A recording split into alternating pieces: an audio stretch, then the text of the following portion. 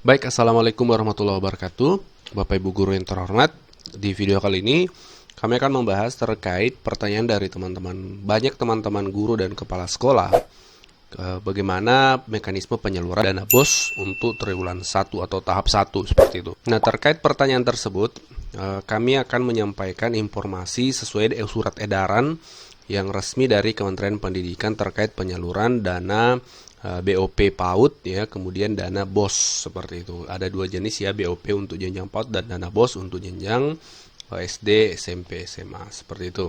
Nah, dalam surat edaran ini ada beberapa poin perlu kita ketahui. Yang pertama adalah bahwasanya berdasarkan peraturan tertentu yang dituliskan dalam edaran ini, itu penyaluran BOP PAUD dan dana BOS itu termasuk BOP kesetaraan dilakukan secara langsung ke rekening satuan pendidikan Bapak Ibu. Jadi transfernya itu sudah berlaku beberapa tahun terakhir ini, transfer dari pusat langsung ke rekening sekolah seperti itu. Nah, terkait penyalurannya ini dijelaskan di poin ketiga.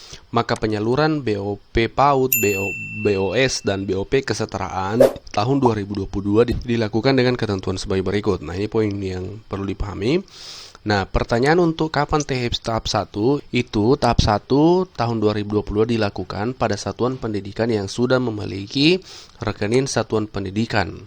Jadi Bapak Ibu, pastikan Bapak Ibu terutama mungkin yang melakukan mutasi kepala sekolah ya. Jadi sekolah diminta untuk menetapkan rekening satuan pendidikannya. Ini yang pertama, itu dasarnya yang pertama. Begitupun dengan dana BOS. Penyaluran tahap 1 tahun 2022 dilakukan pada satuan pendidikan yang telah memiliki rekening satuan pendidikan. Nah, seperti itu.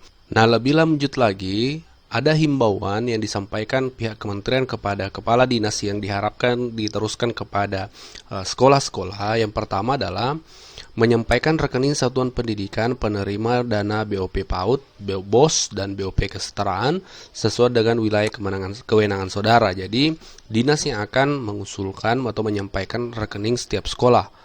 Tentu sekolah yang mengurus rekeningnya dulu, menyediakan rekeningnya, lalu disampaikan ke dinas yang mengusul atau menyampaikan ke Kemdikbud seperti itu. Yang kedua, memerintahkan satuan pendidikan di wilayah kewenangan saudara yang dimaksud di sini adalah kepala dinas pendidikan setempat, untuk segera menyampaikan laporan realisasi penggunaan dana BOS reguler tahun anggaran 2021 tahap 1, 2, dan 3. Jadi bagi sekolah-sekolah yang belum menyampaikan laporan realisasi dana BOS tahun 2021 3 tahap ini segerakan Bapak Ibu. Kemudian yang ketiga, memerintahkan satuan pendidikan untuk memastikan kembali sisa dana BOS reguler tahun 2020 dan tahun 2021 pada arkasnya. Kemudian melakukan pengawasan dan pembinaan. Jadi, untuk minggu-minggu ini, sekolah sudah mulai sibuk menyiapkan rekening-rekeningnya, dan besar kemungkinan minggu-minggu ini sudah mulai penyaluran Bapak Ibu. Penyaluran dana, baik itu BOP, dana BOS, dan dana BOP kesetaraan dari pusat ke rekening sekolah.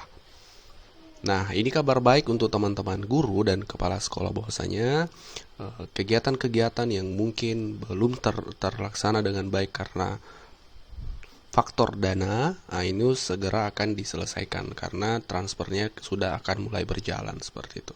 Demikian info ringkas hari ini. Semoga dana BOS dan dana BOP PAUD ini bisa dimanfaatkan dengan baik untuk memajukan sekolah Bapak Ibu. Terima kasih dan Assalamualaikum warahmatullahi wabarakatuh.